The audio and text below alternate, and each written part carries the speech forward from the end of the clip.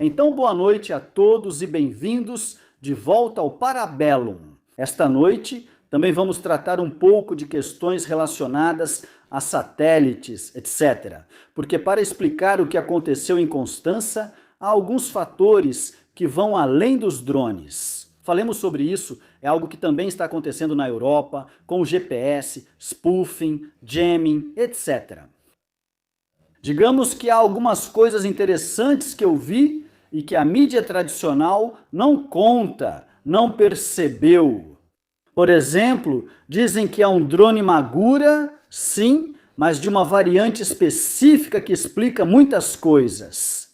Isso também explica o fato de o evento não ter sido por acaso. De qualquer forma, antes de falar sobre isso, daqui a 10 minutos, Barbato chega e Bussi também deve chegar. Na abertura, vamos falar sobre as eleições na Armênia.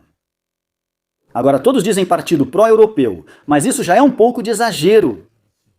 Digamos que a política armênia mudou por vários motivos. Para quem vive em Marte, Azerbaijão e Armênia estão em guerra há 40 anos, por causa da questão de Nagorno-Karabakh, que é um pequeno corredor de uma faixa de terra que eles disputam há bastante tempo.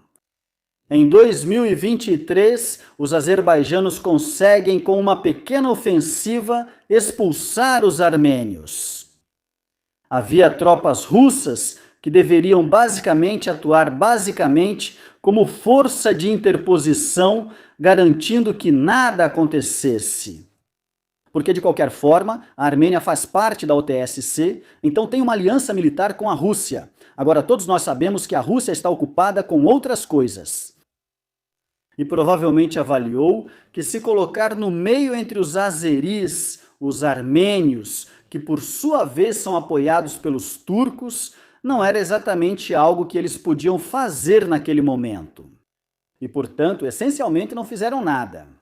Desde então, Pashinyan decidiu buscar algumas alternativas. E uma dessas alternativas era o apoio francês, com o qual, do ponto de vista histórico, eles têm muitas ligações. Porque os franceses, afinal, desde o início do século XX, acolheram muitos exilados armênios e assim por diante. Que agora inclui também um apoio do ponto de vista militar e assim por diante. E, obviamente, um apoio americano no que diz respeito ao apoio militar, um acordo para o pequeno corredor, talvez garantido também por eles. Então, sim, é certamente um afastamento da Rússia, mas ele precisa jogar em vários campos, porque de qualquer forma é difícil que ele receba grandes ajudas se algo acontecer. Certamente, o segundo partido, se os números estão em torno de 25%, é de um oligarca bastante famoso, com muitas conexões em Moscou. Enquanto Pashinyan não conseguiu mais de 50%, então, com certeza há uma intenção nisso, apesar de as televisões russas, o próprio Putin, terem enviado muitos avisos. Na minha opinião, algo também passou despercebido para ele. Ou seja, Putin respondeu dando uma entrevista onde dizia que a guerra na Ucrânia aconteceu justamente por isso. A aproximação com o Ocidente, uma aproximação com o Ocidente que é um pouco diferente do discurso do expansionismo, da OTAN, etc. Era um aviso, como quem diz, cuidado, porque se vocês se aproximarem demais, talvez acabem como na Ucrânia. Vocês encontram isso online, ou seja, ele realmente diz isso, certamente sem muitos problemas. A TV russa também dizia isso em vários programas, enfim. Havia vários avisos aos armênios, enfim, para votarem do jeito certo, né? Por assim dizer, na verdade, eles votaram do jeito que bem entenderam. E é um governo que, apesar de ter a maioria, tem problemas internos. Por que problemas internos? Porque para conseguir a paz com os azeres, ele praticamente abriu mão de Nagorno-Karabakh. E, obviamente, existem partidos de oposição que justamente o criticam por ter sido muito submisso nesse aspecto. Além disso, os azeres também estão pedindo para modificar a constituição do Estado armênio no que diz respeito ao fato de que Nagorno-Karabakh é citado dentro da Constituição como território deles, e eles querem uma modificação. Digamos que ele se viu com os russos, que não garantiram nada, os russos e os ocidentais que te ajudam externamente. Mas não vamos nos enganar. Se os azeres entrarem, não é como se os franceses ou os americanos fossem colocar seus homens lá. No máximo ajudariam o exército armênio, como já estão fazendo com fornecimento de armamentos e conselheiros, mas o exército armênio não está em condições de lutar, pelo menos de enfrentá-los. No momento, contra os azeris apoiados pelos turcos. Então, ele precisa se equilibrar entre vários lados e tentar manter-se enquanto se fortalece. Digamos, mantendo a Rússia sob controle, contando com o fato de que a Rússia, enfim, já está bastante ocupada com seus próprios assuntos. Então ele precisa atender um pouco às demandas azeres, entre aspas, turcas, para tentar ganhar tempo. Ele não quer definir exatamente as fronteiras, de uma vez por todas, para sempre, e fim de papo. Então é interessante ver essa virada, ou reconfirmação, porque mesmo assim Pasquini, apesar de ter perdido Nagorno-Karabakh, foi reconfirmado. Com uma maioria esmagadora em relação ao segundo partido, se considerarmos que ele está com 52% a 56% e o segundo ficou com 23% a 25%, algo assim. Por isso eles escolheram um caminho. Vamos ver como vai ser. Não acho que os russos vão interferir muito, já que não tem como. Enfim, tentaram um pouco com algumas ameaças veladas, mas ficou por isso mesmo. Vamos falar agora da questão da Constança, porque era interessante notar algumas ideias, alguns detalhes dessa história. Vi muitos debates sobre o drone ucraniano que acabou indo parar lá. Tem duas coisas que eu vi que ninguém nunca mencionou em nenhum artigo, etc. Primeiro, era uma corveta russa de guerra eletrônica que estava mais ou menos na área. Provavelmente com o sistema KT-25 instalado, que é um sistema feito para fazer interferência, atrapalhar sinais de rádio, internet, etc. E o outro, na verdade, é o fato de que o drone, tanto faz, eu coloco lá dentro. Ivan, o drone que entrou em Constança, que é ucraniano, estava lá para uma missão específica, não no sentido de dentro do porto de Constança, mas nas proximidades dos portos de Constança. Digamos que ele estava caçando, junto com outros 3 drones, pelo menos esse é o número que sabemos, alguns navios que pertencem à lista dos navios da frota Sombra russa. Ok? Eu falei de uma em particular, era essa que eles estavam caçando. Agora, os navios russos geralmente possuem muitos equipamentos de guerra eletrônica, inclusive aqueles da frota Sombra. Sabemos disso porque, nos meses anteriores, algumas abordagens finlandesas a outros navios mostraram navios russos que tinham equipamentos de guerra eletrônica, até mesmo em navios, digamos, de uso civil. Digamos, muito acima do que se espera. A outra possibilidade é um Krasuka, que é outro sistema de interferência russo que pode chegar até 300 quilômetros. Então ele pode agir também a partir da Crimeia ou da ponta da Crimeia, que não é tão longe assim.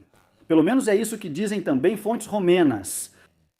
O interessante é que eles estavam caçando essa Safin Helena, que é uma dessas embarcações, eram 4 ou 5. Qual é o ponto fundamental dessa história? Os ucranianos não teriam nenhum interesse em fazer um ataque com seu próprio drone, porque vou chamar a atenção de vocês para uma coisa. Sim, é um drone Magura, pelo menos uma variante. Notem que o drone preso corria risco de explodir próximo a um depósito de componentes químicos, o que causaria uma explosão maior. Não é o típico drone que vemos se vocês pesquisarem drones ucranianos no Google. Vocês não percebem nada de especial?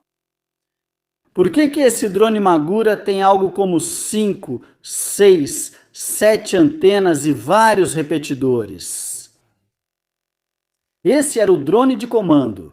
Era o drone ao qual os outros drones estavam conectados, um pouco como quando na Ucrânia usavam alguns drones maiores para repetir o sinal para os outros drones. Agora, se os ucranianos precisam fazer um ataque porque alguém dizia operação de falsa bandeira, assim eles fazem estourar a Terceira Guerra Mundial. Mas por que eu deveria usar o meu drone de comando? Eu não uso o meu drone de comando, que comanda os outros, que faz a ponte de rádio. Eu mando um dos subordinados. Prestem atenção, o drone que foi encontrado pelos gregos e outros drones desse tipo, que também foram capturados pelos russos na Crimeia, não tem todo esse tipo de equipamento grudado em cima. Se você compromete esse drone, compromete a interação. Você não envia o drone de comando, a menos que o drone de comando, que era justamente o que mantinha os sinais principais e depois os enviava para o resto dos drones que operavam, seja justamente o que sofreu o spoofing. Ou seja, eles bloquearam o sinal, assumiram o controle e, como era ele que comandava os outros, pegaram esse, os outros não emitiam sinais, não recebiam desse. Então, se eu faço spoofing do sinal principal, que era o de comando. Não fazia sentido tentar pegar os outros. Então, isso já desmonta completamente a ideia de que os ucranianos tentaram enviar um drone para a Ucrânia, para a Romênia, para criar uma espécie de atentado. Agora, vamos explicar algumas coisas bastante complicadas, digamos, nessa história. Eu chamei Ivan. Muito bem. Boa noite a todos. Por favor, pode continuar. Eu dei a versão resumida, mas digamos que, com um mínimo de lógica, dá para entender que se eu preciso atacar alguma coisa, não uso o meu drone de comando. O objetivo dele é ficar atrás e servir de ponte para os outros. Nem mais nem menos. Sua explicação, como sempre, está perfeita. Tem alguns detalhes a acrescentar, só isso. Primeiro, sua referência ao drone de comando está certíssima. Essa técnica é usada por russos e ucranianos, mas principalmente pelos ucranianos, porque quando há um sinal forte de interferência, no momento em que há um repetidor, que é praticamente um repetidor móvel, então o sinal enviado pelo operador vai para o repetidor, que depois o distribui. Então você acertou em cheio nessa questão. Todas aquelas cúpulas que estão lá são as últimas aplicações feitas pelos ucranianos, porque cada uma delas consegue bloquear uma determinada frequência. Então, muitas vezes, também estamos vendo elas em mochilas portáteis. Os soldados têm esses dispositivos, especialmente os operadores de drones, eles carregam consigo para criar uma barreira, uma cúpula que os proteja. O sinal de interferência, e nesse caso foi provavelmente combinado com o spoofing, o sinal de interferência é algo que se faz usando antenas, certo? Então esses drones, sejam marítimos, terrestres ou FPV, mas também os terrestres ultimamente, recebem um sinal que é basicamente o GPS, mas o sinal chega muito fraco na Terra. Por isso, no momento em que há uma antena forte para interferir, ela consegue cobrir o sinal, então acaba ofuscando ele. Mas existe outra técnica nesse caso, que em inglês se chama meaconing, ou seja, não se atua a partir da antena, mas sim a partir do receptor. Nesse caso, muito provavelmente foi isso que fizeram. Eu não consegui te enviar por e-mail, mas depois a gente coloca isso posteriormente para a sua comunidade. Já existem alguns relatórios circulando, principalmente relacionados à Romênia, um do SPIRI 2025, que explicava que ao longo de toda a costa, especialmente na região de Constança, havia antenas russas. Olha, vamos mostrar algo bem prático para a sua comunidade. Este aqui se chama Mango e é um aparelhinho bem pequeno, certo? É um roteador igual aos que todos nós temos em casa. O que o roteador faz? Ele recebe a internet da fibra óptica ou, para quem tem outros sistemas, Starlink e assim por diante.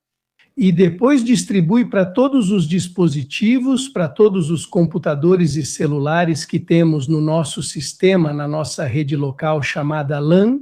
No momento em que temos um aparelhinho desse tipo, nós o usamos muito em cibersegurança para interromper o sinal. O que isso faz? Isso aqui é uma coisa universal e muito simples. Ele é bem pequeno e, quando você coloca um sistema operacional chamado Pineapple, o que ele faz? Você intercepta o sinal, vamos imaginar, na nossa casa, certo? Então, interceptamos o sinal dos vizinhos. Nesse momento, então, a gente sabe qual é o roteador do vizinho, como ele se chama, e qual é o endereço IP dele, principalmente se for um roteador antigo, um endereço IP versão 4, versão 2 é muito mais fácil. Aí a gente coloca isso aqui, uma anteninha. Essa aqui em particular é de 2,4 GHz. No momento em que ele for editar o Wi-Fi dele e o outro da próxima vez, vai se conectar com esse em vez do original dele. No momento em que a anteninha é mais potente, você consegue derrubar a conexão dele. O que você faz nesse caso? Aí entra o spoofing. O que você faz? Ou você já preparou uma situação que você clonou basicamente muito parecida com a do seu vizinho. Nesse caso, vamos transpor do mundo civil para o mundo militar. Então, ou você derruba o sinal e espera que ele, o sinal, tente se reconectar. Você intercepta e faz o que os americanos chamam de man in the middle, se colocando no meio entre emissor e receptor para tentar interceptar. O que está acontecendo? Eles chamam de man in the handshake. Então você faz um aperto de mão, faz ele acreditar que você é o roteador, nesse caso do drone, e se coloca no meio. E nesse caso você passa outras coordenadas para ele. Muito provavelmente foi isso que aconteceu. Então, ao longo de toda a costa, não só as antenas potentes dos russos, não só os barcos e barquinhos, mas muito provavelmente também haverá unidades, até unidades móveis, né, se for o caso. Uma anteninha dessas consegue alcançar 10, 20, 30 metros, mas também consegue atravessar paredes, então é algo bastante bem feito. No momento em que você compra uma mais potente, ela consegue ampliar o espectro. Então, por exemplo, quando você mencionou os 30 quilômetros está certíssimo, isso pode ser feito com uma antena fixa potente. Mas na área havia uma corveta russa. Como ultimamente os ucranianos divulgaram alguns vídeos onde atingiam navios, etc., havia esses 5 navios da Frota Sombra, que entram e saem da Frota Sombra porque mudam de proprietário, de nação, etc.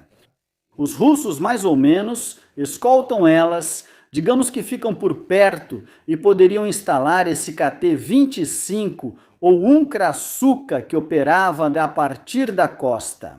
Porque aí cada um serve de rebote para o outro, acaba anulando o outro sinal, eles praticamente se sobrepõem, o sinal do drone não é mais captado pelos ucranianos. E eles podem intervir com talvez outro aparelho que tenha um sinal mais forte, mesmo que tecnicamente teria um alcance menor, porque é mais local. Aliás, para mostrar a diferença entre o drone que acabou indo para Constança, o típico drone Magura 5, como vocês podem ver, o típico drone Magura 5 não tem todos aqueles repetidores, etc.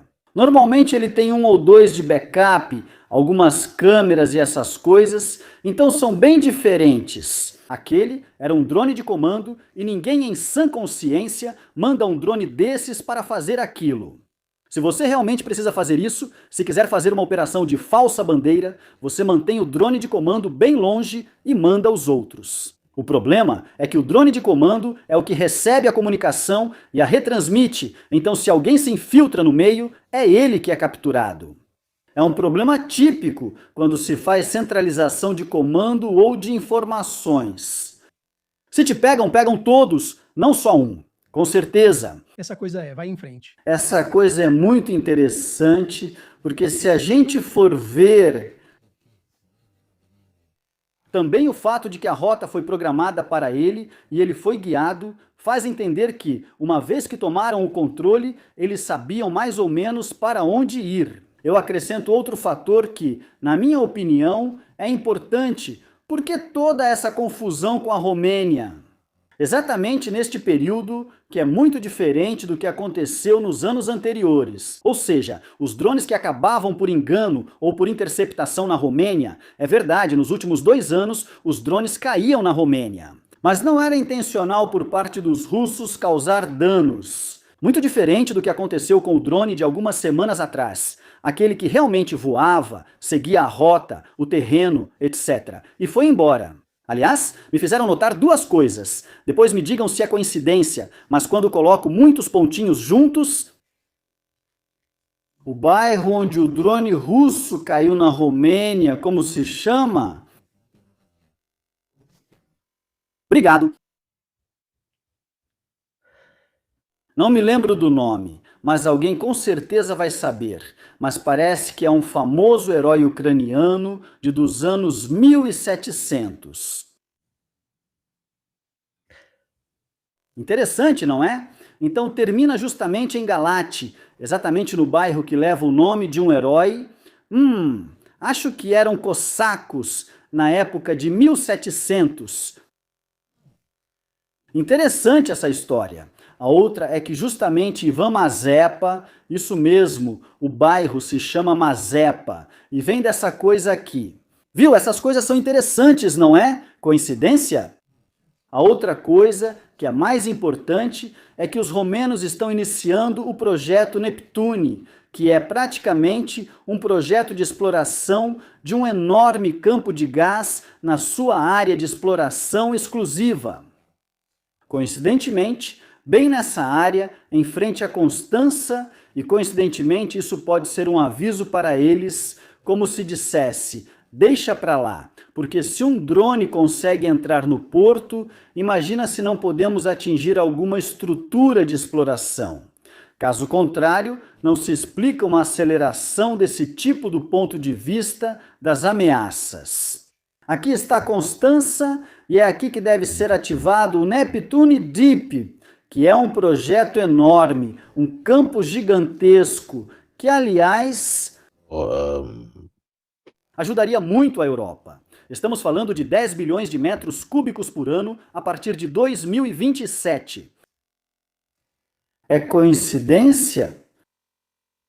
Tudo isso junto? Na minha opinião, quando há 2, 3, 4 coisas que acontecem ao mesmo tempo, eu não acredito muito em coincidência. Por favor, Ivan. Não, de novo, está tudo certíssimo. Já que estamos no mundo da especulação, eu citaria uma técnica que se usa em cibersegurança. Você deixa os americanos chamam de honeypot, ou seja, o pote de mel. Por quê? Porque você quer que o atacante vá até lá e deixe rastros para você.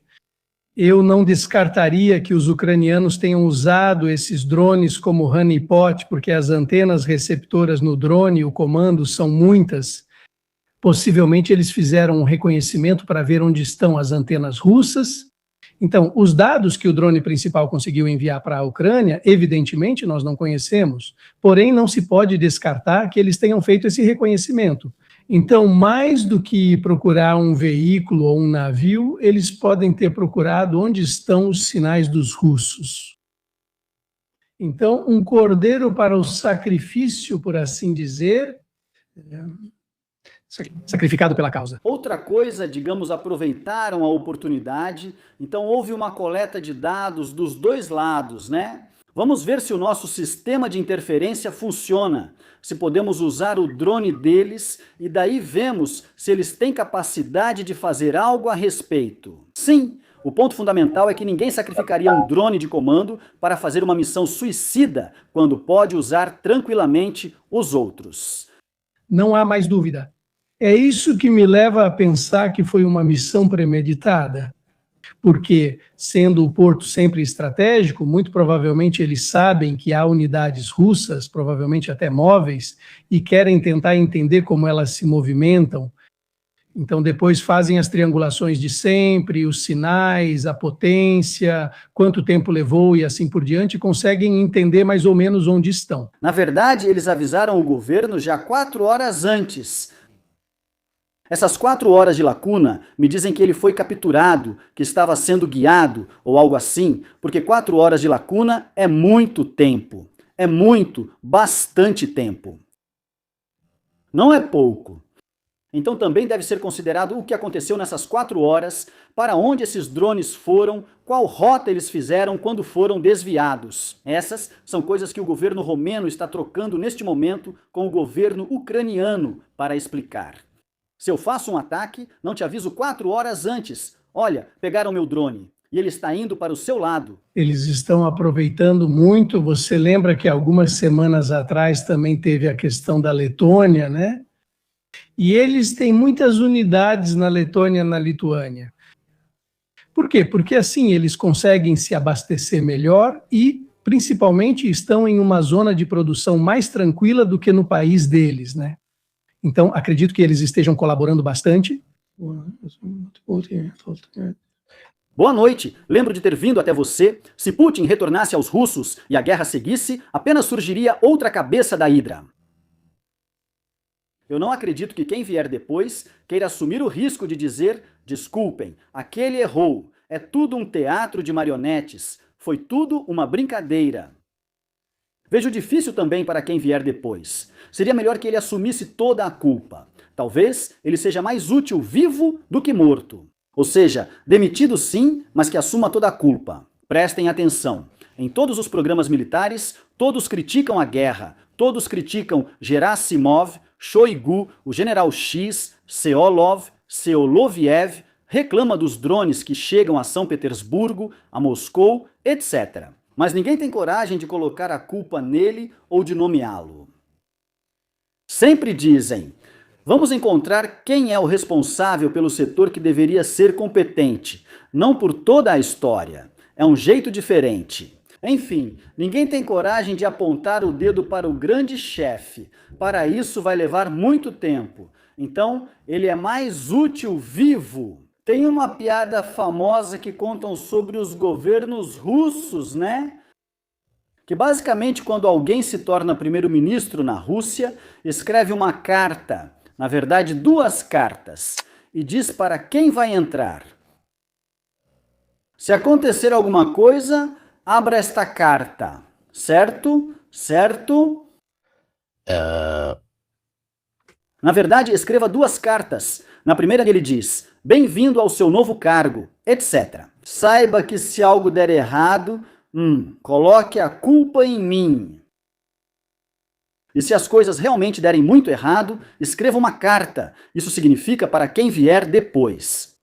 Então, esse é o sistema para dar uma ideia. Ou seja, sempre tem que encontrar alguém para jogar a culpa. Um pouco disso também acontece na Itália, né? O famoso discurso é uma herança do governo anterior. Muito usado, né, como desculpa. Vamos explicar um pouco isso também sobre o que está acontecendo em nível de GPS via satélite, que na minha opinião é muito interessante. Sim. Sim. Se quiser, coloque a primeira foto que temos a primeira imagem que produzimos.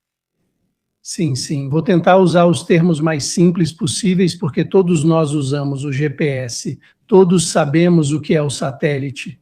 Agora, o que está por trás disso é algo bastante complexo. Existem as constelações. Aquela que quase todos nós conhecemos porque usamos do celular ao carro é o GPS. A constelação GPS é o Sistema de Posicionamento Global americano. Era dos militares antes, depois foi liberado para uso civil. Ela tem 31 satélites no total, mas o mínimo deveria ser 24, então o restante é redundante. O satélite, então, passa sobre uma superfície do globo terrestre e faz exatamente algo como o que estamos vendo na imagem. Ou seja, ele consegue enviar sinais e receber sinais das estações terrestres e basicamente é utilizado principalmente para calcular a posição.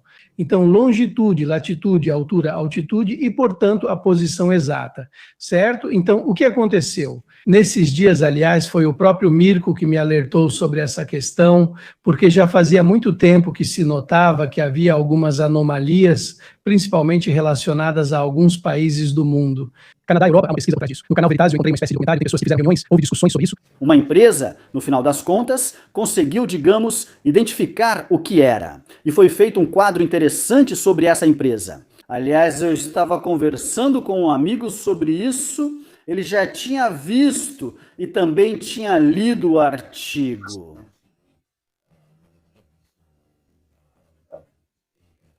É uma coisa antiga, enfim, mas eu não tinha conseguido testar até agora.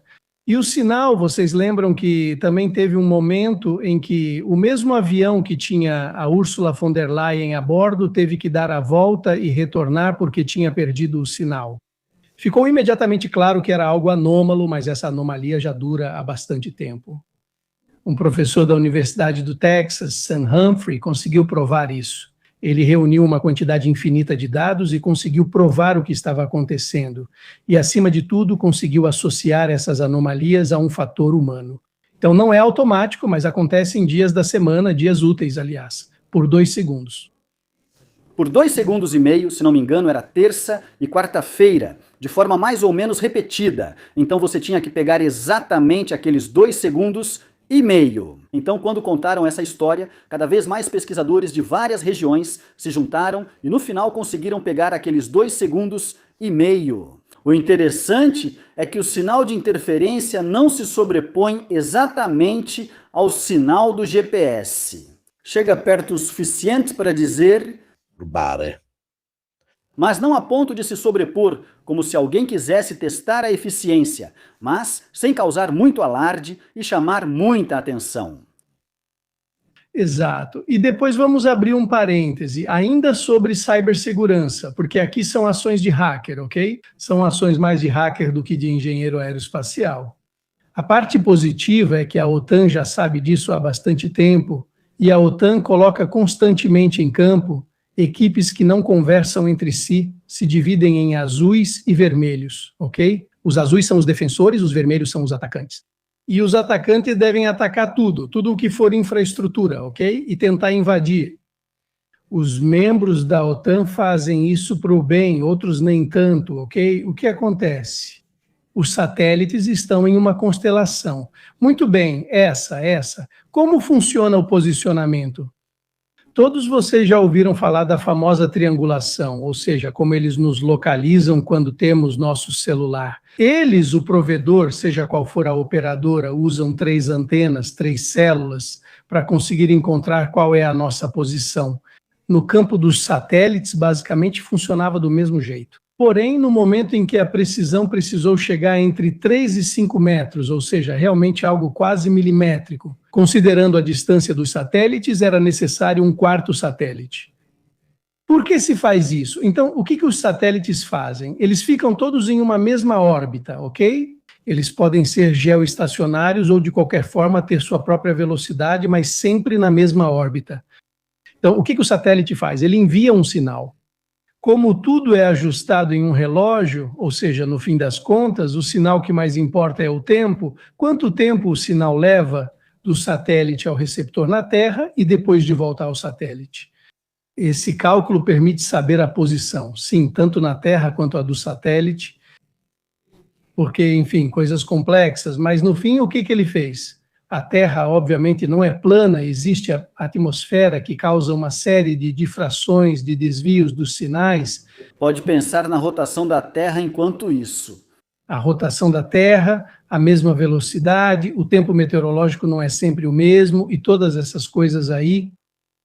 Então, o tempo, normalmente eles funcionam através de relógios atômicos, então precisão e perfeição absoluta, ok? O sinal, porém, quando chega à Terra, é fraco, vamos lembrar disso. É por isso que é possível bloquear o sinal. O que o 4º satélite nos permite? Justamente adicionar posição, longitude, latitude e altitude. E o tempo, que é fundamental. Então, no campo dos satélites, não se faz triangulação como na Terra, mas sim trilateração. Então, 4 satélites conseguem determinar, num raio absolutamente aceitável de 3, 4, 5 metros onde estamos. Se vocês se lembram bem, anos atrás, quando usávamos o GPS no carro enquanto nos movíamos, o pontinho no nosso GPS, no mapa do nosso GPS, demorava um pouco para responder. Agora, muito menos, ok? Então, com 4 satélites, temos a posição exata. Mirko, vamos em frente? Aqui está. Então, um satélite, no geral, vamos imaginar que está sobre a Europa, consegue enquadrar uma espécie de cúpula. Obviamente, não sendo plana, tudo funciona com esferas. O que o satélite faz? Ele simplesmente se limita a enviar o sinal da hora exata. O receptor em terra recebe e calcula o tempo de viagem. Então, a distância basicamente está associada à velocidade do sinal e ao tempo que ele levou para chegar. Então, com um satélite é possível determinar uma posição, mas ela é muito, muito ampla. Ou seja, se estamos na rua, estar em um prédio ou em um cruzamento é completamente diferente de estar no início da rua. Então, queremos uma precisão quase absoluta. Mirko, vamos continuar? Então, qual é o segundo passo? Nós fazemos a interseção porque todas essas esferas começam a se cruzar entre si e a posição vai ficando cada vez mais detalhada. Então, cada satélite adiciona uma nova restrição. Justamente pelas interseções, conseguimos reduzir a área até que, com o terceiro satélite, já temos uma posição definida. Não sabemos com precisão, mas já temos uma posição definida. O último passo. Aqui está. O quarto satélite nos permite sincronizar com o tempo. Então, o que ele faz? Elimina as ambiguidades, corrige o erro, porque depois tem aquelas coisas de sempre que a gente já falava e conhecia.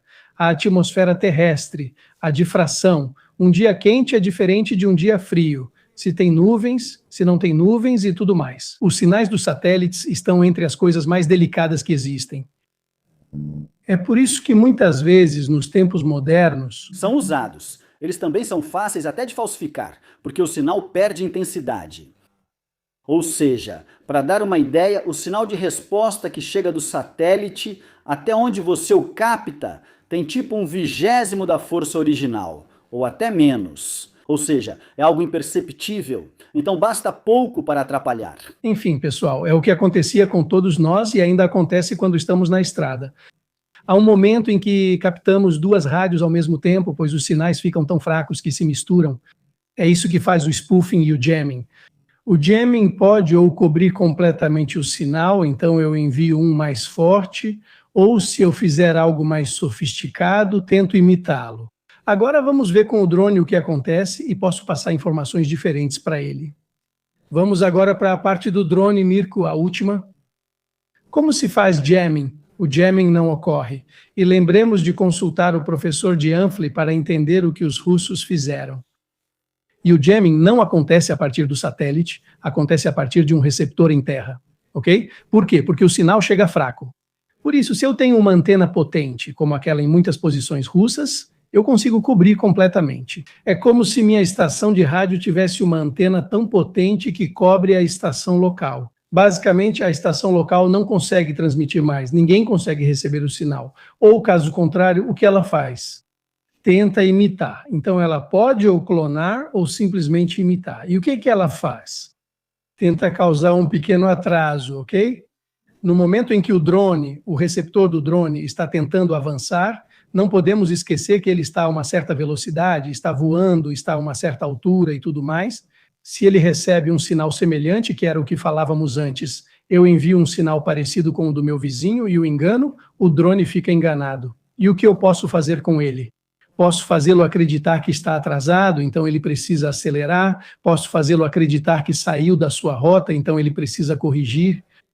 Posso, eventualmente, fazê-lo colidir, basicamente. Então, é isso que acontece. E isso aconteceu, por exemplo, lá na Letônia. Quando um drone ucraniano caiu na Letônia, não foi porque eles erraram, mas simplesmente porque conseguiram sobrepor e dar outras coordenadas para ele. Tudo isso acontece em uma velocidade muito alta. Por isso, se realmente houver um hacker daqueles muito bons, ele consegue até inserir novas coordenadas e mandar o drone para outro lugar.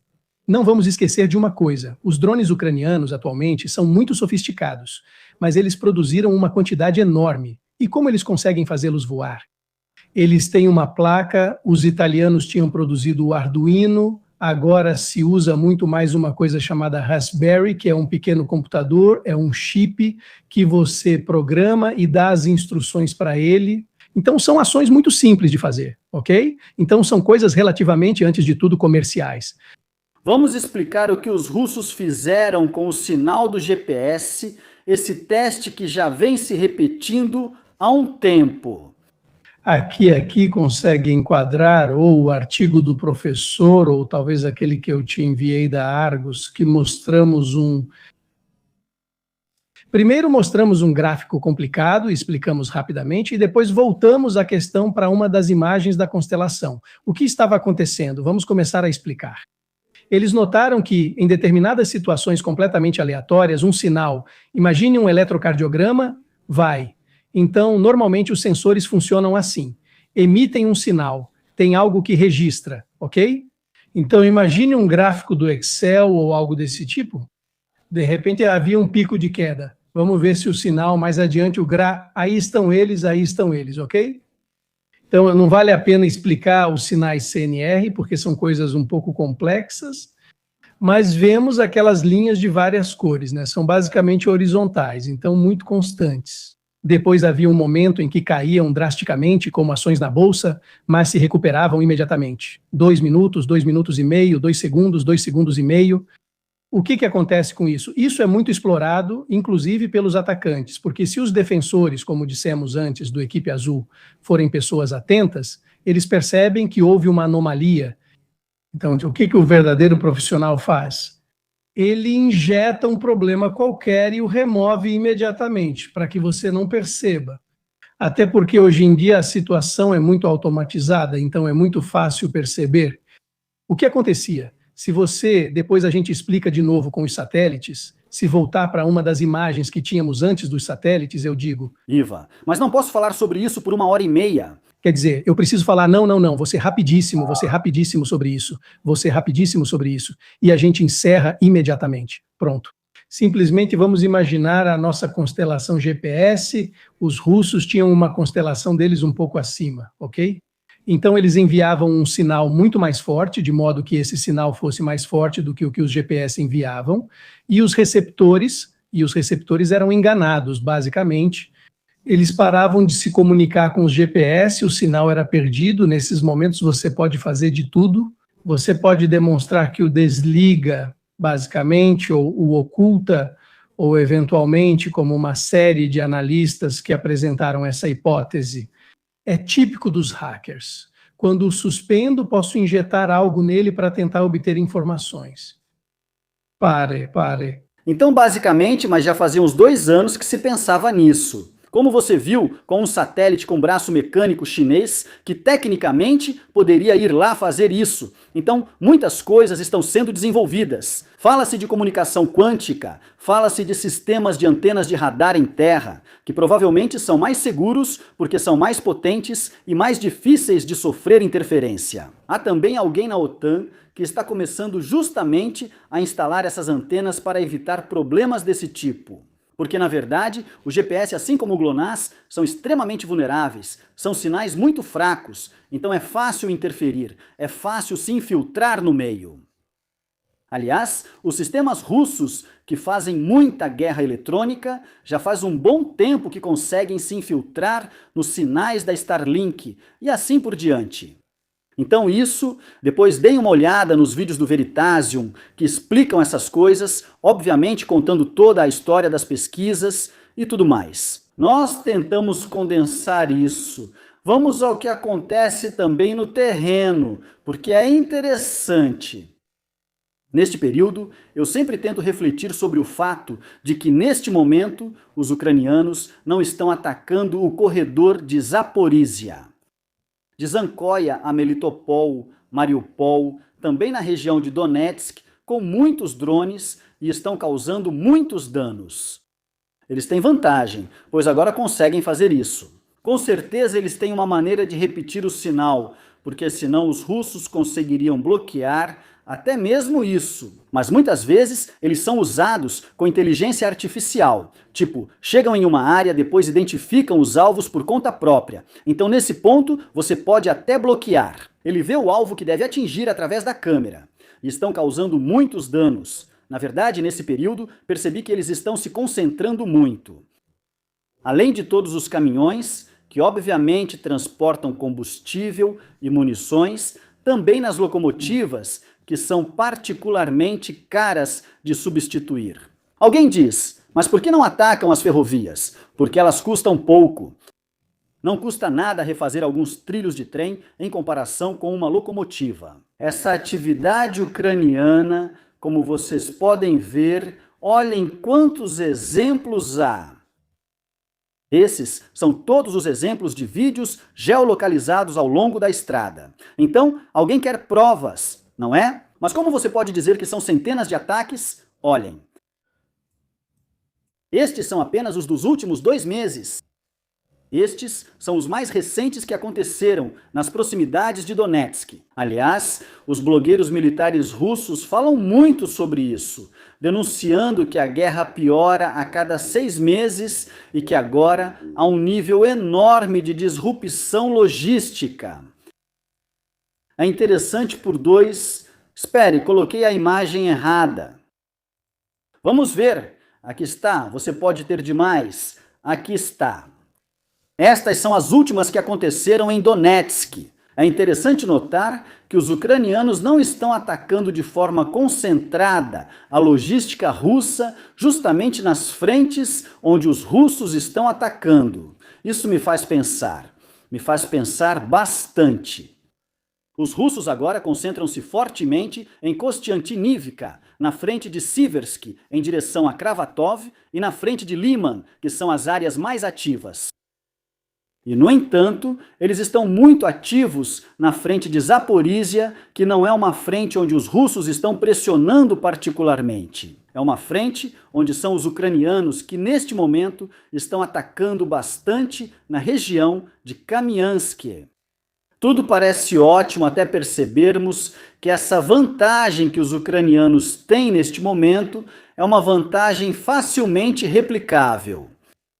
No sentido de, o que acontece quando os russos recuperam terreno nesse sistema e começam a aplicá-lo também? Isso nos dá um prazo em que os ucranianos sabem que precisam agir, porque senão não vão conseguir alcançar o objetivo. Nada dessa obra, digamos, de demolição e de preparação do terreno, que de qualquer forma já está dando alguns frutos. Para dar uma ideia, junto com essa atividade de drones, também há o ataque a algumas das pontes que ligam à Crimeia. Tanto que, neste momento, os russos precisam fazer a rota mais longa para entrar na Crimeia. E isso trouxe muitos problemas, principalmente dentro da própria Crimeia. Mas eu sempre tento me perguntar qual é o objetivo, por que os ucranianos estão se concentrando nesta área aqui. Simferopol, Melitopol, Berdyansk, Mariupol, não é na área onde há maior atividade russa, já que a maior parte acontece ao norte de Donetsk, a menos que você queira fazer algo de forma proativa nesse sentido. Você não está limitando o adversário na frente principal onde eles estão pressionando, você está enfraquecendo onde ele já é tecnicamente mais fraco. Aliás, é exatamente a mesma área, se vocês se lembram, onde eu mostrei para vocês em uma live anterior, a live em que eu procurava mostrar onde os ucranianos costumam se concentrar. Na destruição de radares, sistemas de alerta antecipado, Pantsir, Buk, S-300, S-400, talvez também para apoiar a atividade desses drones. Enquanto isso, me parece que estão começando a não usar mais as bombas planadoras nas primeiras missões com os Mirage 2000 e os F-16. Esses são mapas onde estão mapeados todos os ataques que foram realizados, que são realmente muitos, como se pode ver, são realmente muitos em várias áreas, também em Donetsk, claro, mas a maioria acontece nesta região. Aliás, com o ataque à ponte, não se via o ataque na ponte. Que conecta, não Kerch, aqui há toda uma série de pequenas pontes que ligam a Crimeia ao Oblast de Kherson. A última vez que os ucranianos atacaram aquela ponte foi com os Storm Shadow em 2023 e, por acaso, foi pouco antes da ofensiva. Isso não significa que eles vão partir para a ofensiva, mas com certeza estão tentando criar muitos problemas. Este é um mapa publicado por blogueiros militares russos, mostrando onde não há gasolina na Crimeia. As bombas em vermelho não têm gasolina, as bombas em laranja, bem, não estão muito bem, deveriam estar verdes.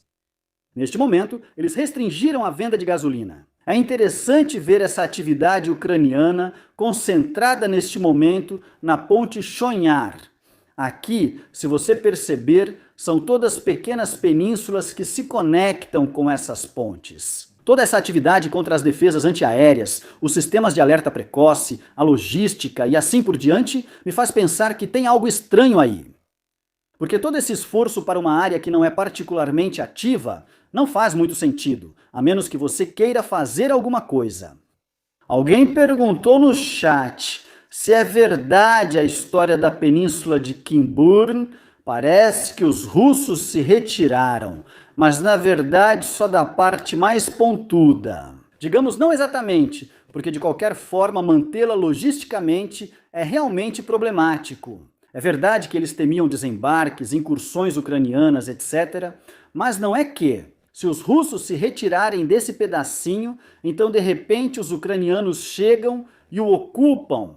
É meio que um beco sem saída para todo mundo esse lugar. Não é particularmente valioso ou interessante, mas o fato de que toda essa atividade levou a uma retirada daquele ponto pode ser um sinal de que está ficando cada vez mais difícil. Isso nos mostra que a linha de frente ganha 100 quilômetros de atividade, de um lado e do outro. Isso também significa que até além de Zaporizhzhia, chegando até Dnipro, os drones conseguem chegar. Se os russos copiarem o sistema ucraniano, eles reclamam de algo curioso. Dizem que não possuem drones grandes. Os drones grandes são fundamentais não só para carregar armamento, mas também porque podem repetir o sinal e assim permitem que você vá mais fundo. E de fato eles dizem, não temos os Baba Yaga, não temos os drones que os ucranianos estão usando, por exemplo, para atacar essas pontes. Significa que, se esforçarem, em 4 ou 6 meses, eles também poderiam replicar esse tipo de sistema. Aí, isso se torna um grande problema. Então eu espero que os ucranianos façam algo para aproveitar essa janela de tempo em que tem essa vantagem. Nem mais, nem menos. Agora é o momento. Em menos de 6 meses, esse sistema fácil de replicar e sem tecnologia inovadora vai ser replicado, o que é parte do problema dessa guerra. É tudo muito de baixa tecnologia, então é fácil de replicar. E por isso você pode esperar que o adversário, se você faz algo que funciona, em alguns meses ele também vai fazer. E que cenário teríamos daqui a 6 meses ou 1 ano se ambos começarem a atacar com drones a 100, 150, 200 quilômetros? Significa que ninguém vai a lugar nenhum. Porque se todos puderem atacar todos em uma faixa de 150 quilômetros ao sul e ao norte, vai se tornar impossível para qualquer um fazer qualquer coisa. Quem se beneficia desse cenário? Na sua opinião, Ivan? Russos. Em grande escala, sim. Se eles conseguirem fazer a mesma coisa em uma escala maior que a dos ucranianos, com certeza vão criar muitos problemas. Então, os ucranianos vão ter que usar esse período para alguma coisa. Reparem que os ucranianos não fazem ações ofensivas há um bom tempo. Fora aquela pequena ação para recuperar terreno ao norte de Okuliapolo, não vimos grandes operações ou grandes tentativas. Então isso faz a gente pensar sobre como a guerra está evoluindo um pouco. Vamos falar dos frontes, pois é interessante. O foco da live é Kostiantynivka. Porque Kostiantynivka é um ponto-chave em relação a Kramatorsk e Sloviansk. Enquanto isso, vamos ver o que está acontecendo nos frontes mais ao norte. Eu sempre faço o giro no sentido horário. Em Vovcha, os russos continuam praticamente a expandir essas áreas. Zonas tampão que de qualquer forma ocupam, como vocês podem ver, o posicionamento das unidades ucranianas, que precisam ficar lá para ver se por acaso não acontece alguma coisa. Mas em geral, na região de Sumy, região de Vovcha, não há grandes movimentos ofensivos. Ultimamente, alguém perguntava sobre Kupiansk. Há um problema constante com Kupiansk, no sentido de que existem geolocalizações conflitantes de unidades russas e ucranianas. Por que, Ivan? Você sabe o que a maioria dos mapeadores faz? Segundo o viés, vê dois homens filmados, tem dois russos aqui, então isso significa que foi tomado pelos russos. Depois, eles não ligam se no dia seguinte um drone os atingiu e não estão mais lá. Isso praticamente cria um enorme debate no mundo OSINT entre aqueles que não usam um método, ou seja, de ter várias confirmações da mesma coisa antes de tudo. Que a posição está consolidada, mas geralmente há um retorno de atividade russa do lado leste de Kupiansk. Essas múltiplas geolocalizações russas, como vocês podem ver, mostram que de qualquer forma há um aumento de atividade da parte, principalmente leste, e em parte ao norte em relação a Kupiansk. Estas, por outro lado, são geolocalizações em azul. Há uma unidade russa que atacou os ucranianos. Então, pelo menos isso nos diz que esta área aqui certamente está sob controle ucraniano. Por que existem essas enormes zonas cinzentas? Porque você não pode mapear com total eficácia, pois há uma tendência de não consolidar o terreno, porque não se consolida. Tente você mesmo colocar 100 homens em uma área onde chega um drone por homem a cada hora. Você não consegue fazer isso. Você tem que ir atacar praticamente os operadores de drones em si. Esta é a zona um pouco mais ao sul de Kupiansk. Estamos ao norte de Liman, ao sul de Kupiansk. Mais ou menos a área permaneceu inalterada nesse sentido. Não há grandes mudanças. No entanto, há geolocalizações de russos dentro de Liman. Por que sabemos disso? Porque há vídeos ucranianos. Basta ver a simbologia que dizem: olhem, atingimos a infantaria nesta área. Significa que os russos estão dentro de Liman, 2 soldados de infantaria que talvez já tenham partido desta para melhor. Então, muitas vezes, esses vídeos são usados para fazer afirmações absurdas.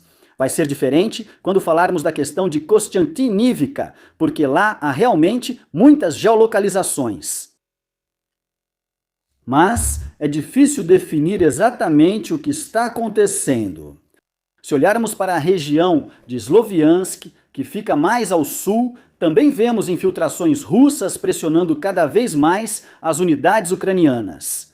Especialmente na região de Mykolaiivka, que, como vocês podem ver, é um terreno elevado. Então os ucranianos dessa área usam drones. Sempre há uma vantagem para os operadores de drones, porque se houver uma antena no topo, eles conseguem operar melhor. Todos tentam conquistar as áreas de colina, digamos assim, porque aqui havia o operador do drone.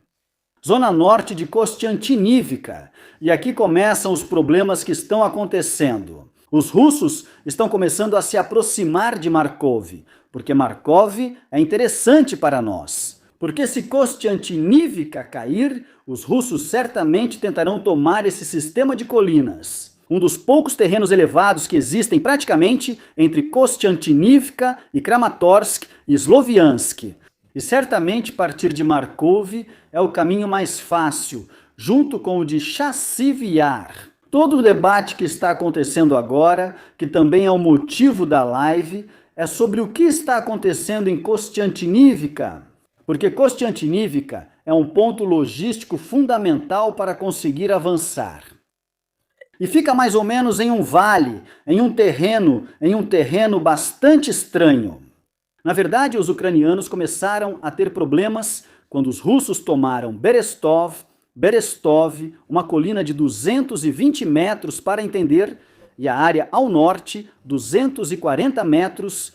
A partir dali, os operadores de drones deles começaram a dominar a atividade ucraniana dentro da cidade. E neste momento, dentro de Kostiantynivka, há 2 coisas distintas. Uma é a área onde com certeza os russos estão, como é o caso de Inivka e nesses bairros assim. E 2, as áreas onde foram vistos russos e ucranianos dentro de Kostiantynivka. E isso significa, de fato, que a linha defensiva ucraniana, que sempre conseguiu conter os russos fora do conglomerado urbano, não existe mais. Por que não existe mais? perché ormai entrano. A direita e a esquerda. E se formos ver as diferenças?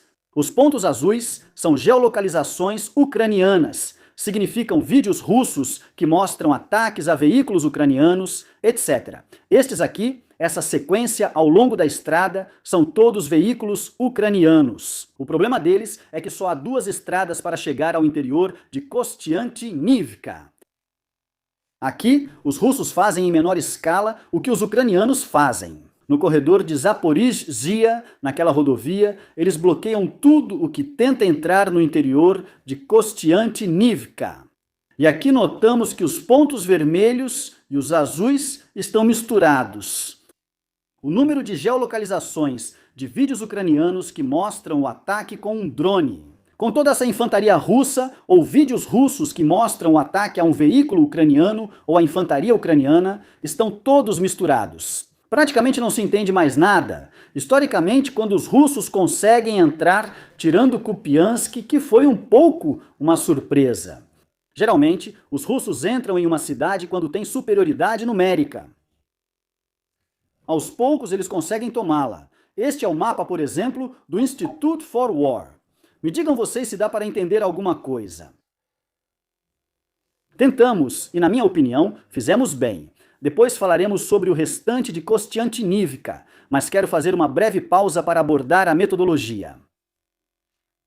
Nesses meses todo mundo fala do território, né? Se fala em quilômetros quadrados. Faz 3 anos que ouço essa história dos quilômetros quadrados. E sempre tentei nas minhas lives dizer, atenção, é como dizer que os russos vão levar até 2050 para tomar esse território. Sim, se houver os mesmos níveis de estratificação defensiva. Você não pode pensar que se os russos ultrapassassem as linhas defensivas ucranianas, como estava acontecendo no verão de 2025, então a velocidade seria a mesma. Com o mesmo terreno fortificado, é óbvio que a velocidade permanece a mesma. Se houver menos sistemas defensivos, é impensável que a velocidade seja a mesma. Por uma questão de lógica, hoje se olha muito para os quilômetros quadrados conquistados. Entende? E com certeza há uma desaceleração em relação ao território ocupado pelos russos. Os ucranianos recuperaram outros territórios, mas só se considera quilômetros quadrados. E eu disse, desculpem, mas se os ucranianos retomam 100 quilômetros de campos no setor norte de Julia, Kuliapoli e recuperam suas posições, e os russos, por outro lado, tomam Kostiantynivka, obrigado. Podemos brincar dizendo que os russos conquistaram, perderam território, porque talvez Kostiantynivka tenha 30 quilômetros quadrados. E então, nos gráficos, pareceriam mais 70 a favor dos ucranianos. Então ele disse para Ivan, escuta só, vou te dar essa lista de critérios. Faça eles usarem a inteligência artificial, porque é a lista de critérios. Você deve considerar o terreno, a existência de rios, a altitude, a existência de sistemas defensivos, as conexões logísticas desse terreno. Se há terreno urbano ou não, coloque tudo isso em conjunto. 1 quilômetro quadrado de Kostiantynivka vale por 10 quilômetros quadrados de um campo onde há simplesmente uma trincheira. Isso do ponto de vista militar. Então fizemos um pequeno artigo, que depois pode até ser, digamos, desenvolvido mais, ou seja, o valor estratégico dos terrenos. E de agora em diante, nas minhas lives, não vou mais falar de quilômetros quadrados, mas sim da qualidade e do valor intrínseco desses quilômetros quadrados, de um ponto de vista estratégico, logístico, etc. Então explica isso um pouco, porque é interessante como fizemos essa coisa. Bem... Basicamente tivemos a ideia do Mirko, que eu peguei na hora, porque era absolutamente inteligente e esperta. Como ideia, criamos um Palantir de bolso. Basicamente, criamos o que é definido como uma ontologia, então ensinamos à inteligência artificial quais eram os elementos importantes e quais não eram importantes. Utilizamos um cérebro e demos a ele uma série de indicações sobre o que era o sistema nervoso. ou seja, tentando fazer um pouco do que faz a Palantir, ok. Então, no final, o que fizemos? Dissemos à inteligência artificial para usar apenas fontes confiáveis, às quais dávamos até uma recompensa. E dávamos, como se diz, um cartão amarelo para as coisas que não eram bem feitas. E, por último, ensinamos a inteligência artificial a ter capacidade de consolidar. Como fizemos isso? Demos a ela uma doutrina. Qual doutrina usamos? Pegamos todas. A da OTAN, da CIA, da NSA, de Berkeley. E então ensinamos a ela a catalogar as coisas. Então, basicamente, foi isso que dissemos. Quais são as coisas de valor, a parte logística, né, a capacidade de defender também aquele terreno, qual é o efeito simbólico político. Então é evidente que um centro administrativo, né, uma cidade símbolo como Sloviansk ou Kramatorsk tem mais importância em relação ao que o Mirko dizia no campo, e depois também ensinamos a ele o que é o atrito, o que isso poderia causar. Inclusive, depois houve um pedido do Mirko, que no começo foi considerado loucura, mas na verdade era absolutamente inteligentíssimo, de pensar na eventualidade de escolhas irracionais por parte de uma ou outra das partes. Por quê? Porque mesmo que não seja muito provável, é plausível. Então também ensinamos a nossa inteligência artificial a pensar fora da caixa, fora do normal. Então também dissemos outra coisa para ela, dissemos para fazer atualizações constantes. Porque, se vocês se lembram bem, quando estudamos o que eram os Large Language Models, ou seja, os cérebros, esses, em certo ponto, eram treinados, mas estavam bloqueados, então não acompanhavam as notícias mais atuais. Aliás, Mirko me lembrou que vocês verão com frequência nesses documentos versões atualizadas que ele apresentará, porque nesse meio tempo aconteceu alguma coisa. E então, de novo, Konstantinivka, porque é crítica, não caiu, mas o avanço russo é profundo. No centro da cidade está a guarnição, e a da Ucrânia está parcialmente isolada, porque... Usando uma terminologia militar, fala-se de cerco operacional. Eles não estão fisicamente bloqueados, mas quando o cerco se fecha e os drones inimigos operam praticamente sobre suas linhas logísticas, ainda é possível entrar, levar pessoas, etc. Mas, operacionalmente, você acaba pagando um preço em toda parte. Também falamos outra coisa para ele. Sempre desconfio dos analistas que afirmam. Isso ocorre em 93% dos casos. Vai lá você provar que isso acontece em 93% dos casos. Então, ensinamos as nossas inteligências artificiais a atribuir fatores de credibilidade à notícia. Então, a notícia pode até ser parcialmente verdadeira. Esse é um dos grandes problemas atuais, pois as notícias não são apenas verdadeiras ou falsas, mas também híbridas ou parcialmente verdadeiras, falsas. Por isso, a nossa inteligência artificial também atribui um fator, uma pontuação, como a de uma agência de classificação, ou seja, a Itália vale A+, B- e assim por diante. Então, a inteligência artificial faz o mesmo. Depois, como faz a Palantir, começa a misturar todos os dados provenientes de tudo o que existe. Fontes abertas, alguém com um pouco menos de atenção. Então, a nossa atenção é que a nossa atenção é a lista branca e a lista negra. Então, onde pegar as coisas? Evidentemente, se o canal do Telegram dos militares russos diz uma série de coisas, tiramos um pouco da propaganda deles. Mas, em geral, algumas notícias e algumas novidades ela nos traz, ok? Então, essa é a parte da nossa inteligência artificial. Ela também vai olhar as redes sociais, vai olhar o X, Facebook, Telegram e tudo mais, e faz outra coisa. Também colocamos nela uma série de ferramentas que são próprias da cibersegurança, então ela faz toda uma série de quali. Nossa! Paco Canelo, a nossa Paco Canelo, nós que a fizemos. Não nos interessavam as dos outros. Vou te explicar rapidamente como ela é, sem entrar em muitos detalhes. Hoje em dia se usam agentes, ok? O que é um agente? Algo que executa uma tarefa, um objetivo que você deu para ele, mas o agente não é inteligente, ele só executa a tarefa. Ele não pensa, mas o nosso pensa. Temos um cérebro como maestro e um sistema nervoso. E nós ensinamos as duas coisas para ele no começo, aquilo que eu te falei, a ontologia, ou seja, ensinamos ele a ser um analista muito crítico. De fato, como mencionei sobre o Blue Team e o Red Team, aqui também temos um Red Team. Tudo que nossa inteligência artificial faz é questionado por eles, agindo como advogados do diabo e duvidando da veracidade do que é dito.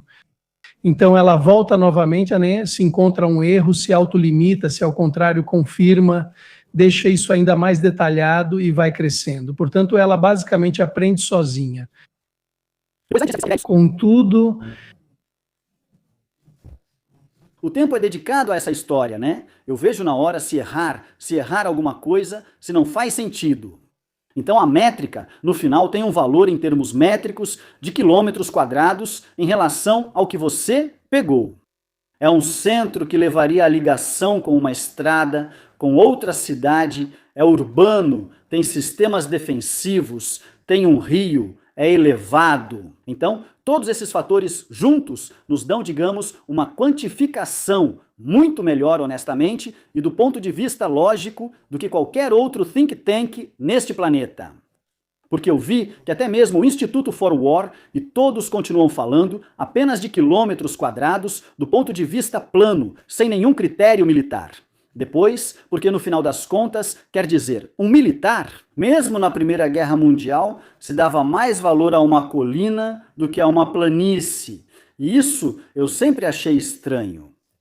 e depois, Mirko, não vá, volte lá em cima, vamos te mostrar uma coisa. Que método, Mirko Campochiari, está aí? O grau da OTAN, então, justamente atribui algo que deve ser sempre comprovável, então a nossa inteligência artificial, ela traz as referências para vocês, mostra como ela raciocinou, porque se houver algum erro, a gente avisa e ela volta atrás e não faz mais, e depois apresenta provas, então existe o grau da OTAN.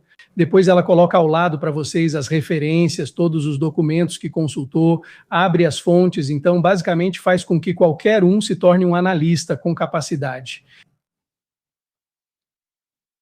Olha, tá vendo? Bem, vamos pegar também os exemplos, né? Os ASFIS-V, 1.628 quilômetros infiltrados, mas não controlados. A aparência no mapa superestima o valor real adquirido. O avanço em Kostiantinívica é urbano e não se refletirá em quilômetros quadrados significativos, mas no controle de um nó crítico do cinturão de fortalezas. O que ele quer dizer com cinturão de fortalezas? É aquela série de cidades ao redor de Kramatorsk e Sloviansk que, do ponto de vista logístico e defensivo, para os ucranianos, valem muito mais. De 200 quilômetros quadrados acima de Kuliaipole, de campos e algumas redutos defensivos. Há também outros fatores que, acredito, todos nós já experimentamos também nesta guerra. Apesar das cidades caírem aos poucos, a fase final da conquista de cada cidade sempre foi a mais custosa. Por exemplo, os russos conquistaram 70%, 80% de Pokros em 6 meses. Quanto tempo eles levaram para completar os últimos 20%, 30%? O mesmo aconteceu com Bakhmut, com Avdiivka e com todos os outros. Então, paradoxalmente, o quilômetro quadrado mais bem conquistado pelos russos em 2026 custa 2,7 vezes mais vidas do que em 2025 e chega a 1/3 do ritmo. O avanço urbano em Kostiantinívica sugere que o custo por unidade de terreno conquistado aumentará ainda mais nos próximos meses, mesmo em caso de queda da cidade. De fato, é interessante ver que, apesar do número de assaltos ter diminuído em fevereiro, março, abril e maio, agora, entre o final de maio e junho, eles aumentaram novamente. E, no entanto, em termos de quilometragem geral conquistada, tudo está um pouco mais parado. Desde que não existe mais a oferta comercial, que aumenta. No caso russo, por exemplo, a última lei que Putin fez foi aquela de cancelar suas dívidas, se você for servir por um período na Ucrânia. Notamos que o recrutamento diminuiu em número de pessoas que se alistam todo mês e também diminuiu a atividade russa. A atividade russa, neste momento, está completamente concentrada praticamente na frente entre Liman, Siversk e Kostiantinívica, ou seja, na meia-lua que leva praticamente. Praticamente que leva a Kramatorsk e Sloviansk. Esta é a zona, são 55 quilômetros para dar uma ideia da área onde está ocorrendo o grosso do esforço operacional russo. Os outros frontes, bem ou mal, sim, há algumas investidas, até provocam, mas não há um esforço tão massivo. Tudo está em torno desta área. Liman, Kramatorsk, Sloviansk, o cinturão defensivo, eles querem dizer isso, ou seja, Kostiantynivka. Alekseevo. Druzhivka, que na verdade é maior que Kostiantynivka. Esta é Kostiantynivka. Questa è la zona Fundamental para os ucranianos para defender o acesso a Kramatorsk e Sloviansk. Tudo neste momento está se concentrando justamente nessas áreas. Então, categorizar o terreno apenas do ponto de vista dos quilômetros quadrados é bastante míope. É preciso ver a importância desse terreno e qual valor isso pode ter a longo prazo. Com todos esses fatores que mencionamos, daqui para frente vamos usar essa escala de valores para analisar. Vamos ao que está acontecendo exatamente em Kostiantynivka. Sob esse ponto de vista, parece que os russos se infiltraram em praticamente todos os lugares. E que os ucranianos provavelmente vão tentar fazer com que eles paguem o máximo possível pela conquista, continuando a alimentar suas próprias forças. Qual será o próximo movimento dos russos? Historicamente, mesmo quando estão em uma situação como essa, geralmente leva mais alguns meses para completar totalmente a tomada de uma cidade. Enquanto isso, estas são algumas geolocalizações russas, onde eles atacam, neste caso, um M113 ucraniano com, se não me engano, uma gaiola antidrone em cima, que estava por aqui. Então, como vemos, a atividade de interdição por parte russa é enorme. Esta é outra geolocalização russa, já que é um vídeo russo de operadores de drones que atingem posições de infantaria, como vocês podem ver nesta área. Então sabemos, pelo menos até onde calculamos, que eles chegam 1, 2, 3 dias depois da ação que os ucranianos ainda estão nessa área. Por outro lado, também temos o equivalente das geolocalizações russas. Essas são geolocalizações feitas por unidades que nos dizem: olhem, atingimos unidades russas aqui. Então estamos falando do centro, praticamente da cidade. Aqui fica o setor industrial. Para dar uma ideia, há muitas provas. Sim, talvez pudesse ser também um M113, talvez italiano. Aqui de novo. Fonte ucraniana. A geolocalização diz que atingiram com drones a infantaria russa aqui embaixo. Então, mais ou menos sabemos que há grupos de infiltração espalhados por toda parte. Olhem as distâncias, à esquerda da cidade, à direita da cidade, e são muitas. Eu coloquei um exemplo para vocês, mas nas fontes vocês vão encontrar realmente de monte desses vídeos divulgados pelas unidades ucranianas que mostram onde estão lutando a infantaria russa. E honestamente, quando você tem infantaria russa à direita e à esquerda da cidade, quase no centro, bem, isso significa que há um caos. Virou um caos urbano, onde provavelmente a cada hora muda quem está controlando o quê. Mas é certamente uma situação que vai se deteriorar, porque é inevitável. Os russos têm mais infantaria para desperdiçar nesse tipo de ação. Então vamos ao que pode acontecer depois. Vamos admitir que os russos levem 2 meses para limpar completamente. Kostiantynivka tomada. O mais óbvio é chegar a Alekseevo Druzhivka. Mas como chegar lá? Aqui também não há racionalidade e racionalidade. Se analisarmos o terreno, aqui eu peguei uma análise do Playfra, com a qual concordo em parte, porque pessoalmente eu não faria essa abordagem. A leste, então, atrás de Druzhivka. É algo de que falávamos com Capetini há mais de um ano. Mas ultimamente, os ucranianos desenvolveram essas linhas, e, portanto, um ataque ao norte seria atacado pelos flancos pelas unidades ucranianas. Depois, já que falávamos que um dos fatores mais importantes são os planaltos ou qualquer posição elevada para posicionar seus morteiros, seus drones, etc. Playfab acha que normalmente os russos se aproximam, sabe como? Aproveitando praticamente as linhas de árvores, a tendência para atacar uma posição é tentar usar as bordas dos campos onde há árvores, valas, e tentar se aproximar. Honestamente, eu tendo mais para uma solução mais, digamos, definitiva nesse sentido. Por que eu deveria tomar Kostiantinívica e me aproximar de Druzhivka pelo leste e pelo sul através dos campos? Quando eu posso atacar pelo norte em vez disso, onde fica toda a área montanhosa, e assim ter de lá uma posição que me permite tornar Druzhivka inútil? Assim dá para entender melhor como é feita. Druzhivka, esta é Druzhivka, estas são as colinas ao redor. Se os russos conseguirem se posicionar nessas colinas, eles não precisam atacar Druzhivka diretamente pela estrada, porque no meio também tem Oleksiev Druzhivka. Como podem ver, quanto mais clara a cor, como azul, mais baixo você está.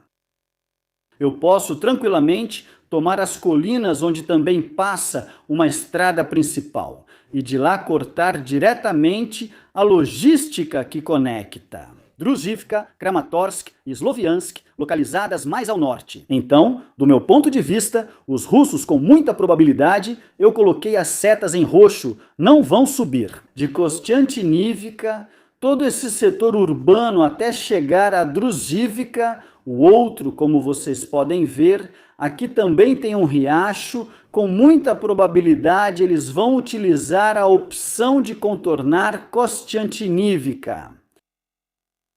Subir pelas colinas, se posicionar aqui em cima e tornar Druzhivka praticamente completamente inútil do ponto de vista defensivo.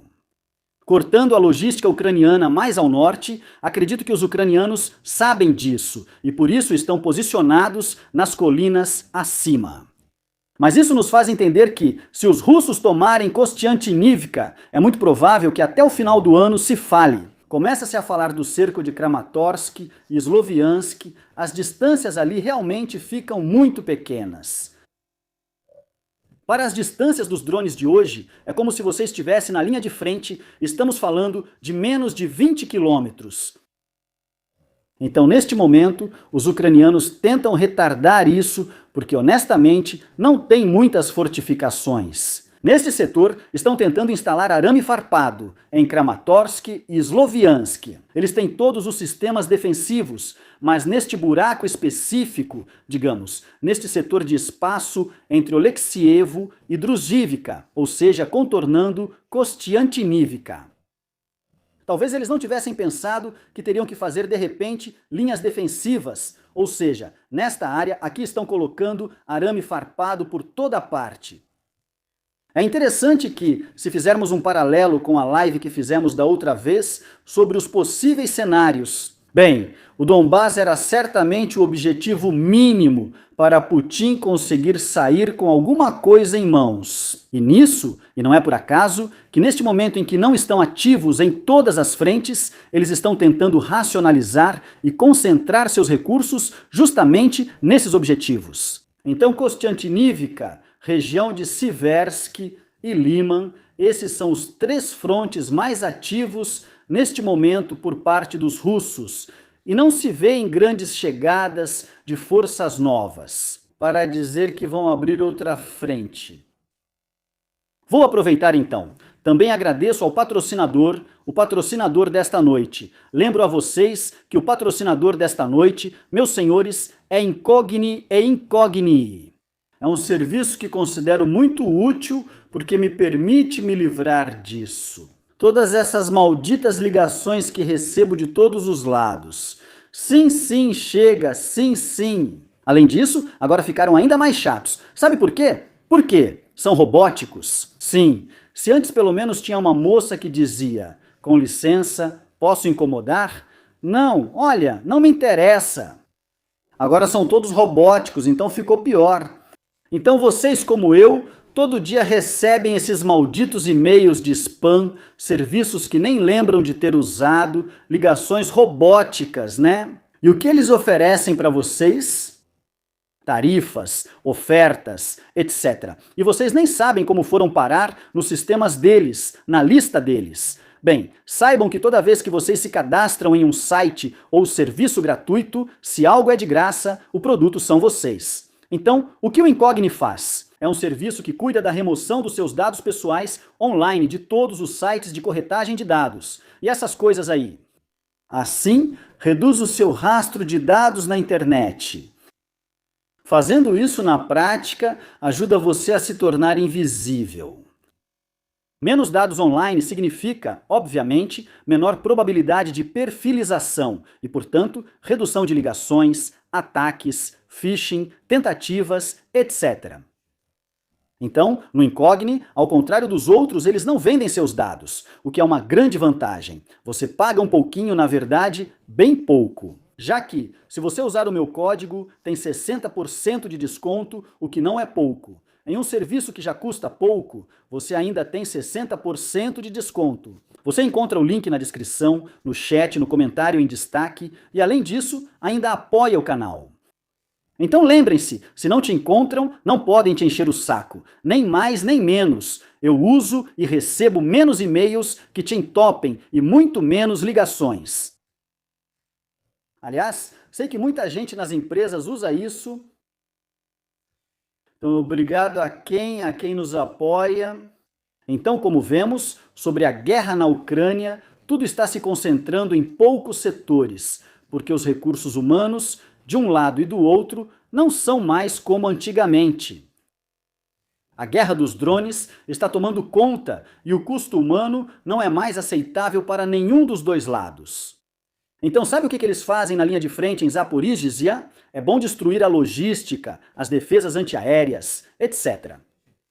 Mas se você quer o terreno, no fim é o homem que tem que ir lá. E para ser sincero, eu não acho que os ucranianos estejam em posição de tolerar nem mesmo uma mini ofensiva se ela falhar. Eles já deram, em 2023, tudo bem. Vemos também a técnica russa, onde eles usam os bloqueadores, porque há precedentes até mesmo na Europa. Não é a primeira vez que vemos esse tipo de coisa. Aliás, a Ucrânia foi um campo experimental para infiltrações. O Sandworm, um grupo de hackers russos, se infiltraram em 2017, 18, 19 no sistema de energia. Lembra de alguma coisa? Ucraniano, aliás, infiltrando também um cavalo de Troia. Em que sentido? Não só desligaram o sistema ucraniano, mas colocaram eles lá dentro. Também um vírus que seria ativado depois, em um segundo momento. No devido tempo, como diria alguém... Já se repetiu nesta pergunta.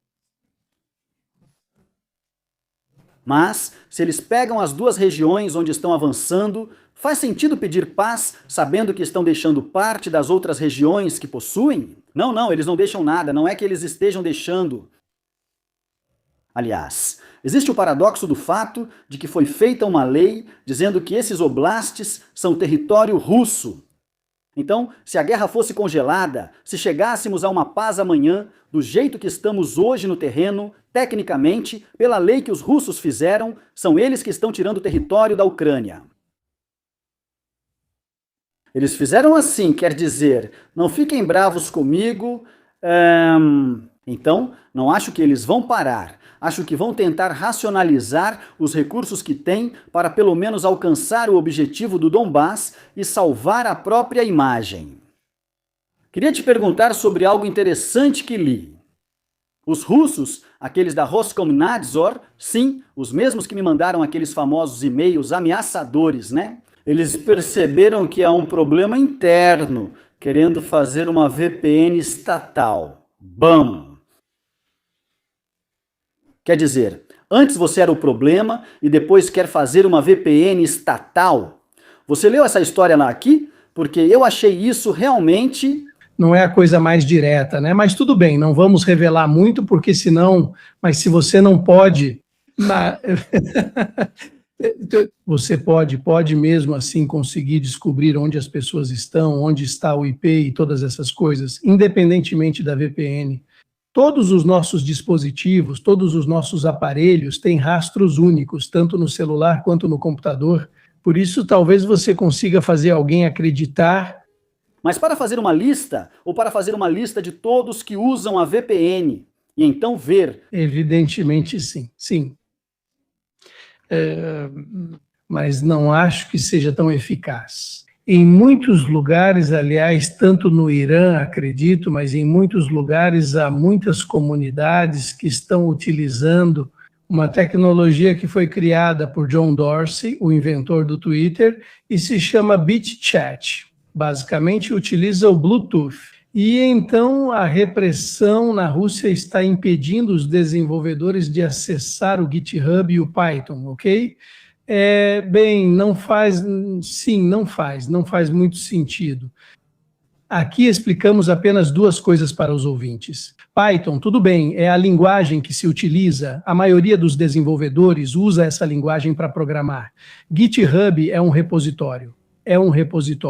Então, é um grande arquivo onde todos, até eu tenho meu repositório, onde todos que trabalham com código aberto ou que querem fazer software livre, colocam lá e você pode baixar. Então, muito provavelmente, os vários forks. Os forks que seriam, eu fiz a minha variante desse software, etc. Exato. Então, provavelmente, eles querem verificar quem está baixando as coisas, porque de código aberto, especialmente se você usa Linux e assim por diante, você pode escapar bastante dos controles. Mas eu acho isso uma coisa, enfim, sim, tipo Linux, Figma e tudo mais. Mas os russos são muito bons como hackers. Também não acho que vale a pena para eles, por que não? Mas a comunidade séria russa, que é famosíssima pelos craques de todos os jogos, músicas e qualquer coisa, há 30 anos, não tem problema. Acho que é uma coisa mais de baixo nível para o povo. Mas aqui eles falam com os desenvolvedores, o órgão regulador federal. O órgão regulador. O governo planeja criar uma VPN estatal unificada para os desenvolvedores de software russos, que perderam o acesso aos repositórios estrangeiros devido às restrições da internet. Fundos russos foram convidados para se reunir. Funciona nova, feita para eles. Os russos e os chineses precisam muito estar na mesma internet que todos nós, os grupos russos, Lockbit. Antes era Conti, agora chama Ragnet ou Ragnek. Eles têm uma espécie de franquia tipo McDonald's. O garoto compra ou ganha de presente o manual de como atacar e usa para atacar, por isso eles precisam muito conversar com pessoas de fora da Rússia. Eles não vão se isolar. Essas são notícias que circulam. Eles são muito melhores do que querem fazer parecer. É engraçado ver que aqueles que criaram a censura da internet agora dizem: sim, mas agora vamos ver a ferramenta para evitar a nossa censura. Mas por que você não tira a censura, né? Sim. Deite-se, como complicar a vida, né? Passando do complicado para chegar ao inútil é realmente um nível de... Não, mas eles precisam disso até para faturar, já que movimentam 8 ou 9 bilhões de dólares por ano. Eles vão lucrar bastante com essa escolha. O que acham? Não vão acreditar que vão me dar de graça. Estou brincando. Não. A Rússia vai estar bêbada. Não confiem. Última passada e depois vamos dormir. Como podem ver, os outros setores estão mais ou menos adormecidos. Ou seja, depois de tomarem Pokrovsk, os russos tomaram Kreshina e no último mês e meio, 2 meses, tirando algumas pequenas infiltrações, não aconteceu nada. De fato, nem registramos grandes rotações. O outro setor onde os russos se tornaram mais ativos é justamente o setor onde, inicialmente, os ucranianos. Nos últimos meses, eles haviam recuperado parte do terreno ao norte. E, ultimamente, os russos começaram a consolidar um pouco de terreno ao norte de Kuliaipole. Considere que já faz 6 ou 7 meses que estão neste rio. E, ultimamente, tem-se visto algumas infiltrações um pouco mais profundas. Esta é a frente onde a Ucrânia falhou. Os ucranianos tentam criar problemas nos flancos, porque justamente nesta frente os ucranianos estão mais ativos, tanto à direita quanto à esquerda. Em que sentido? Se de um lado atacam Kamiansk, na margem do Dnieper, do outro tentam atacar pelo flanco esta posição russa, de modo que quanto mais eles avançam para o oeste de Kuliaipole, tanto maior será um possível contra-ataque. A Ucrânia mais ao norte os expõe pelo flanco. Essas são praticamente as únicas 2 áreas onde os ucranianos tentam fazer algo em nível ofensivo. É algo muito localizado, mas eu levo em conta o fato de que os ucranianos estão muito ativos nessa região, especialmente no flanco, de onde agora os russos estão avançando e estão muito ativos na linha de frente de Kamiansk. Veja só, são exatamente as frentes onde estão destruindo todos os sistemas antiaéreos, onde os drones estão atacando a estrada e assim por diante. As unidades de assalto mais móveis e assim por diante estão nessa área. Não acho que eles vão fazer alguma grande ação ofensiva e assim por diante, mas pode ter também um sentido ofensivo, defensivo, porque cria tantos problemas que você precisará desviar recursos. Forças de outras áreas para limitar o esforço ofensivo russo na região de Donetsk. Pode ser uma alternativa a uma verdadeira tentativa de fazer algo ofensivo, simplesmente servir de isca, sabe? Tentar atrair. Isso não aconteceu. Não aconteceu com Kursk. Kursk foi claramente uma tentativa de ver se os russos dariam prioridade à defesa da pátria, em detrimento das outras áreas ofensivas. Em vez disso, eles escolheram, entre aspas, ignorar e continuar com o planejamento deles, sabendo que, de qualquer forma, as forças ucranianas não poderiam avançar muito, dado o número limitado. Então era um risco, entre aspas, calculado, além do dano, obviamente, de imagem, porque desde a Segunda Guerra Mundial, ninguém invadia a Rússia. Porque também era a primeira vez, desde a Segunda Guerra Mundial, que Moscou era atacada. Mas isso também é interessante, ver que existem muitos paralelos. Na verdade, eles estão muito interessados nesses paralelos. Havia muitas citações no mundo russo e no mundo ucraniano, mas principalmente no russo, em relação a referências à Grande Guerra Patriótica. É uma fixação constante falar sobre a Guerra Patriótica. Então é normal que depois fiquem, digamos, esses paralelismos, essas coisas que acabam sendo retomadas. Como o fato de que agora já superou a duração da Primeira Guerra Mundial, não só da Segunda. Isso também, enfim, é interessante. Então, senhores, eu diria que nós dissemos praticamente tudo o que havia para dizer por hoje. E então eu diria, até breve, digamos, quando tivermos a oportunidade de falar de outros temas dos quais iremos tratar. Aliás, o StreamYard também está todo bugado aqui para mim, então isso também é interessante. Não me pergunte por quê. Não me pergunte mais por quê, olha, eu preciso me reconectar para conseguir encerrar isso aqui.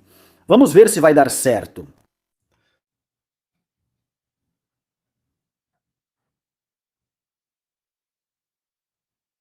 Vamos esperar. E ele deve estar se reconectando, evidentemente.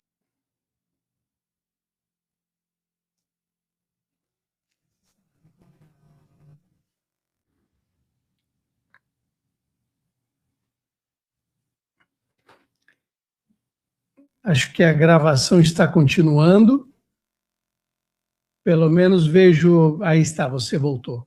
Pronto? Então era verdade? Sim, conseguimos encerrar porque o StreamYard tinha enlouquecido.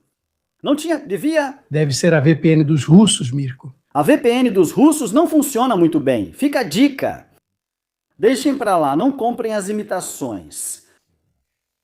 Então, muito obrigado ao Ivan, obrigado a todos vocês. As fontes vocês vão encontrar na descrição e, obviamente, a gente se encontra na semana que vem para atualizar com Moro, Capitini e todos os outros. Boa noite! Boa noite a todos, boa noite.